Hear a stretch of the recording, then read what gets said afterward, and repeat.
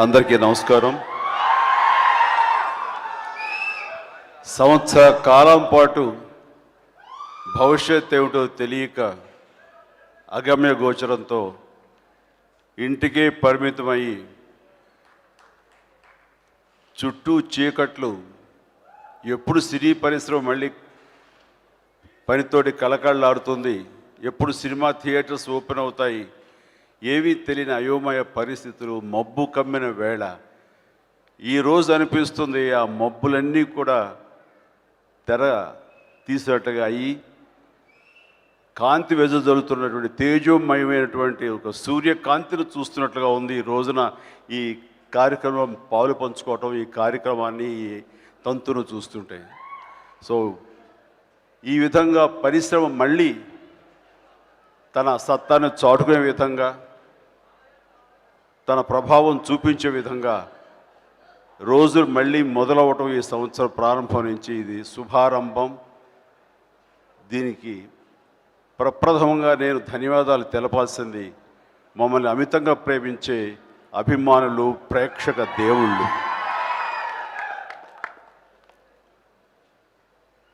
వారు భయభ్రాంతులు మాకున్నాయేమో, భవిష్యత్తులో సినిమా థియేటర్లు ఓపెన్ అవుతాయా అవ్వవా, అయినా ధైర్యం చేసి సినిమా థియేటర్కి వస్తారా రారా ఇలాంటి మీమాంస ఉండగా మీరు ధైర్యం చేసి థియేటర్స్ పర్మిషన్ తెచ్చుకొని ఓపెన్ చేయాలి తప్ప రావడానికి మేము సంసిద్ధంగా ఉన్నాము, సినిమాయే మాకు ఏకైక ఎంటర్టైన్మెంట్ అంటూ మళ్ళీ మళ్ళీ మీరు ప్రూవ్ చేసినందుకు మీ ప్రేమకు తల ఉంచి శిరస్సు వంచి నమస్కరిస్తున్నాను.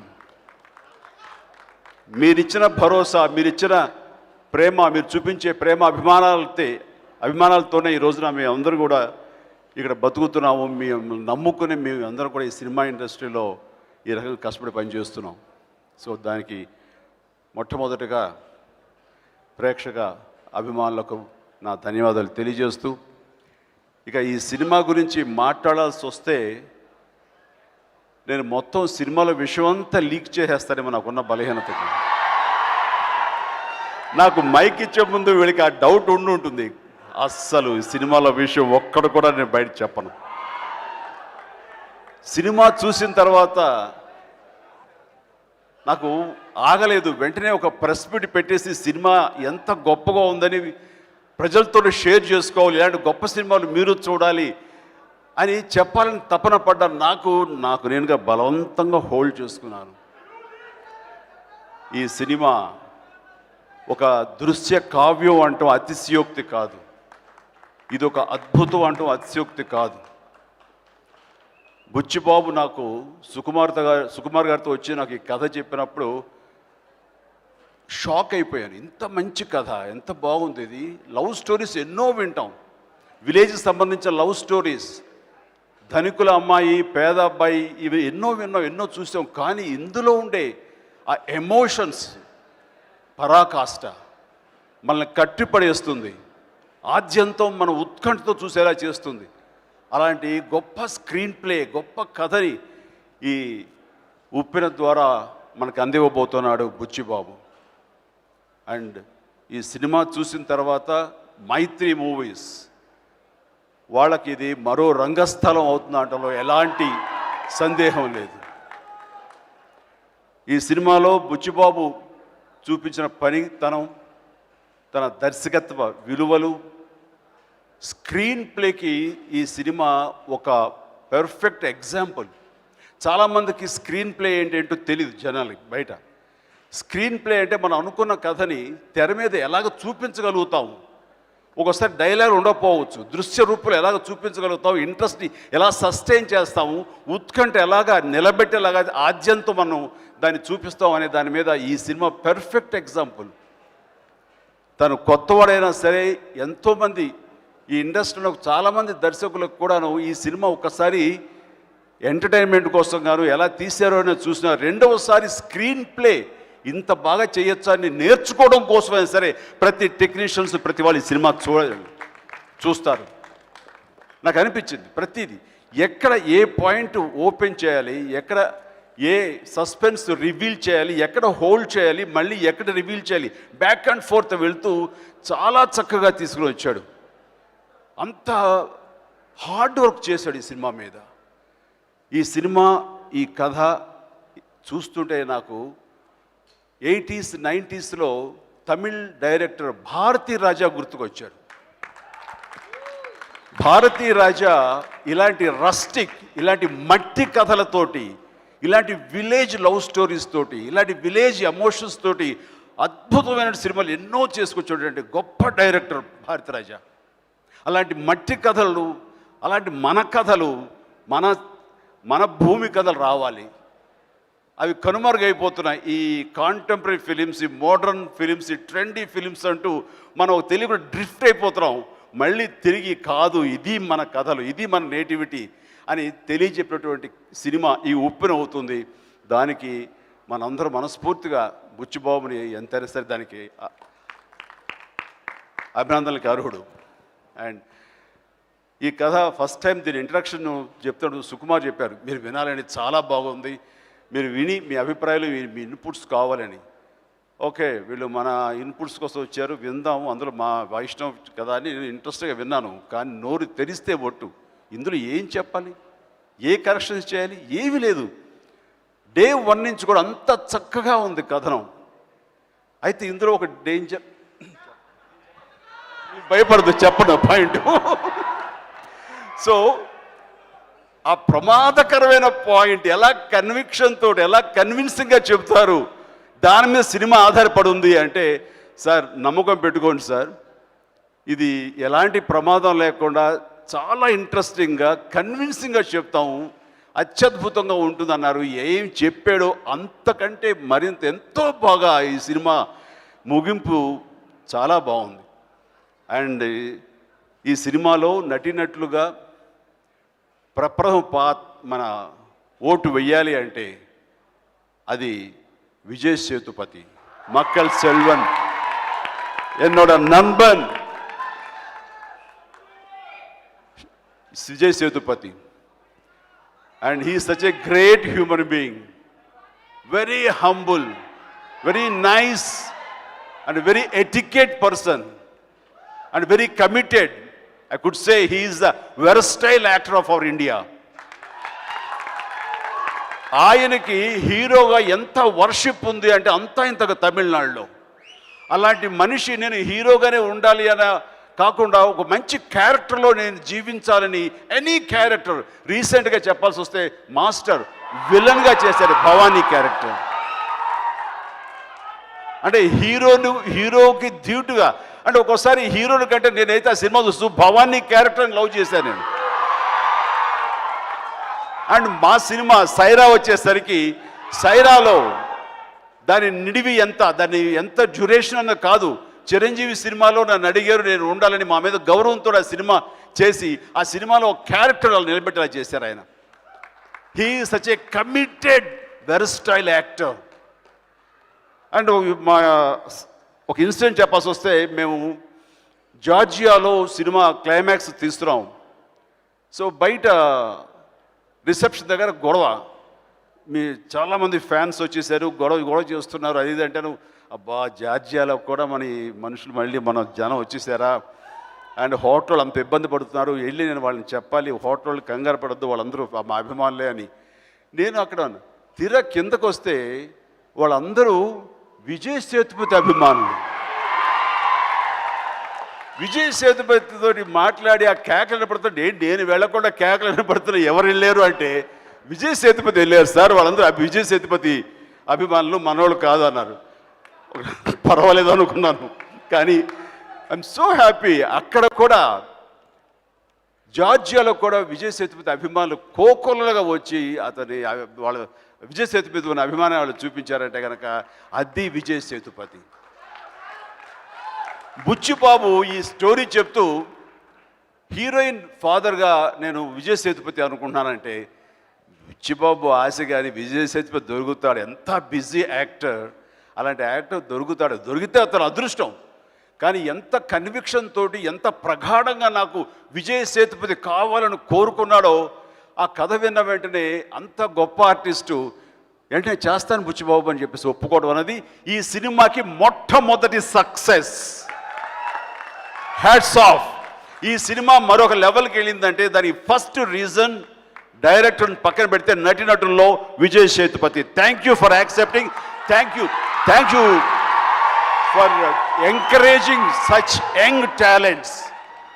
And really, so in this film, he didn't think what is for me, no, what I am for others. So అందుకని నాకేమిటని కాకుండా నేను ఇతరులకి ఏమిటని చెప్పేసి పెద్ద మనసుతోటి ఈయన ఈ ఒక డైరెక్టర్ ఎంకరేజ్ చేయాలి, తద్వారా యంగ్ హీరోయిన్ కూడా ఎంకరేజ్ చేయాలని ఇంత పెద్ద మనసుతోటి రావడం అనేది అందరి తరపున మనస్ఫూర్తిగా మీకు ధన్యవాదాలు చెప్తాను. Thank you so much Vijay. ఇంకా తర్వాత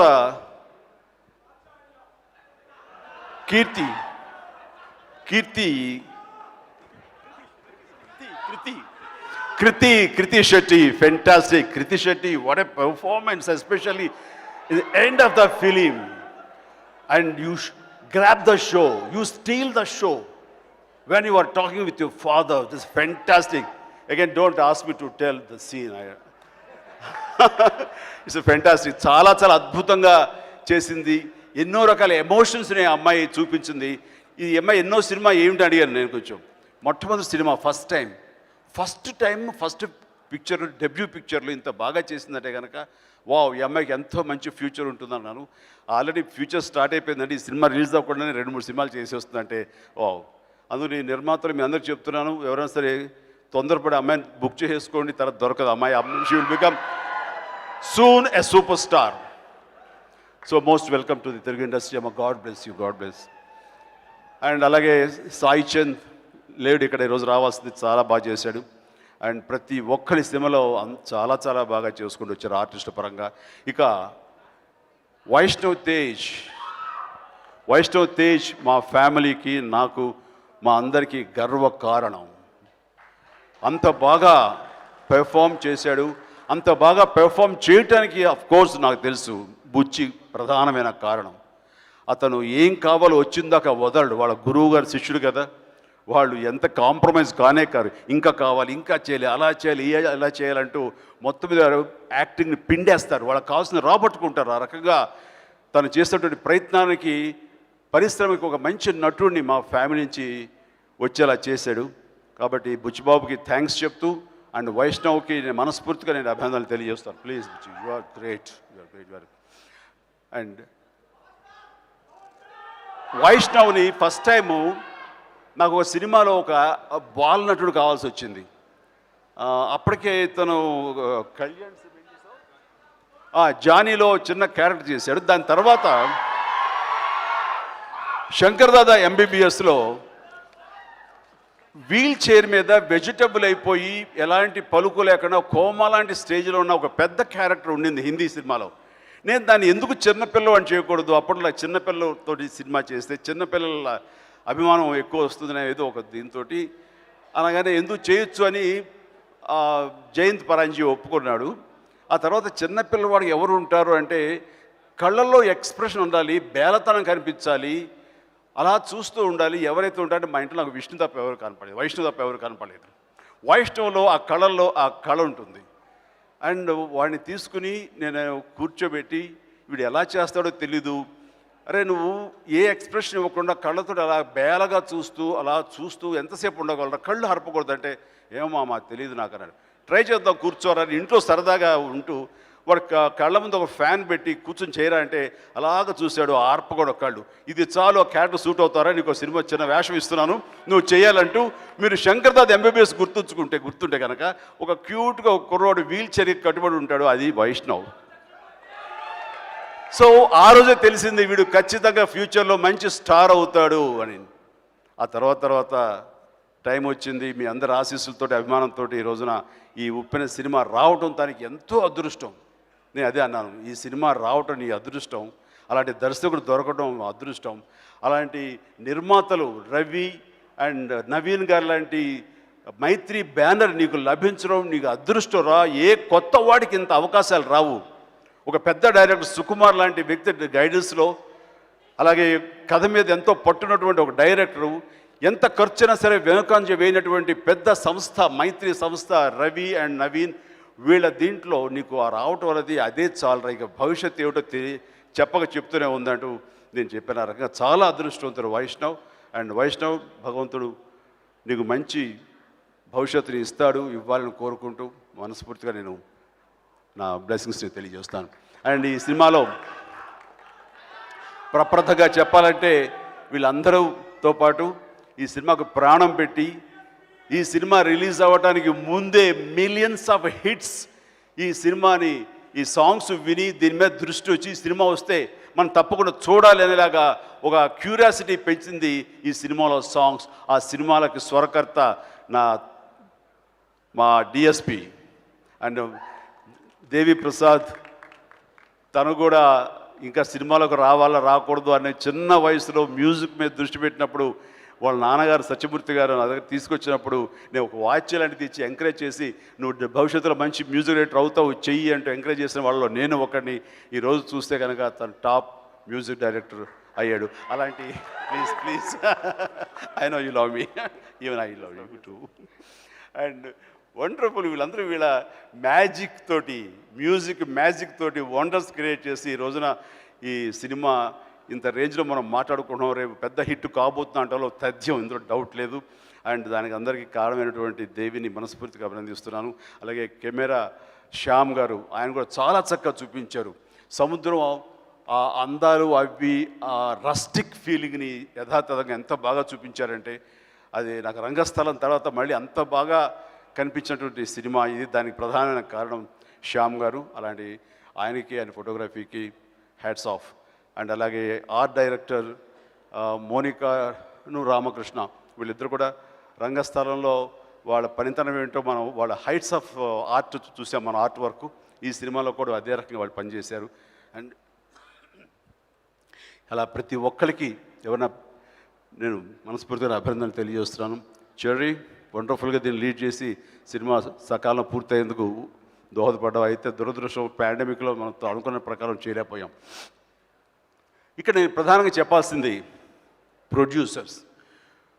వీళ్ళు అనతి కాలంలోనే ఈ తెలుగు సినీ పరిశ్రమలో నెంబర్ 1 సంస్థగా మైత్రి ఎదిగిందంటే దాని వెనకాల ఉన్నటువంటి వీరు నవీన్ గారిని, రవిని నేను మర్చిపోలేండి. It's wonderful combination.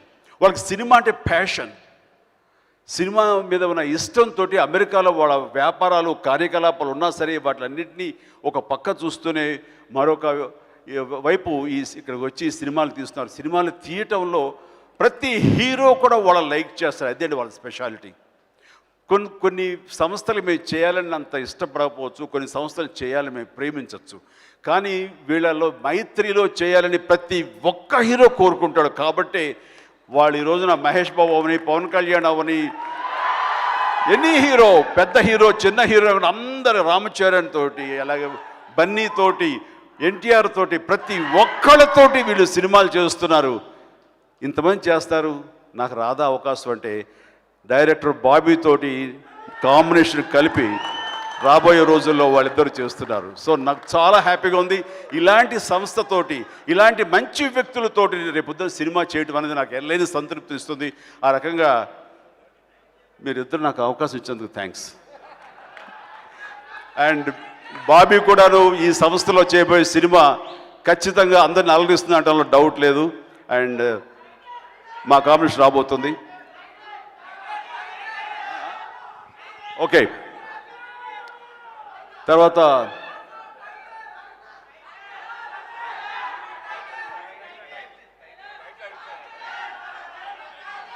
ఇంకా టైం ఉంది.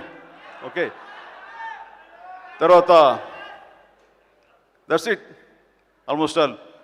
ఇక ఎవరి గురించి అని సెట్ చెప్పడం మర్చిపోయి క్షమించండి. ప్రతి ఒక్కళ్ళు చేశారు. మీ అందరి యొక్క కష్టంతో, మీ అందరి యొక్క సమిష్టి కృషితోటి ఈ సినిమా ఖచ్చితంగా రేపు ప్రజల దగ్గర వాళ్ళ అభిమానం, వాళ్ళ మనల్ని పొందుతుందని నేను పూర్తి విశ్వాసంతో ఉన్నాను. ఇది సినిమా హిట్ అవటమో, సూపర్ హిట్ అవటమో కాదు, ఇది ఒక చరిత్ర సృష్టిస్తుంది. ఇది చరిత్రలో నిలిచిపోయే సినిమా అవుతుంది. ఇది అద్భుతమైన ప్రేమ కావ్యం అవుతుంది. ఇది ఒక ఎపిక్ అవుతుంది, అంటే ఎలాంటి సందేహం లేదు. Thank you so much and all the very best and జై Hind. Thank you so much once again Chiranjeevi గారికి, అలాగే వచ్చేసినటువంటి గెస్టులందరికీ ధన్యవాదాలు చెప్తూ February 12th థియేటర్స్లో కలుద్దాము విత్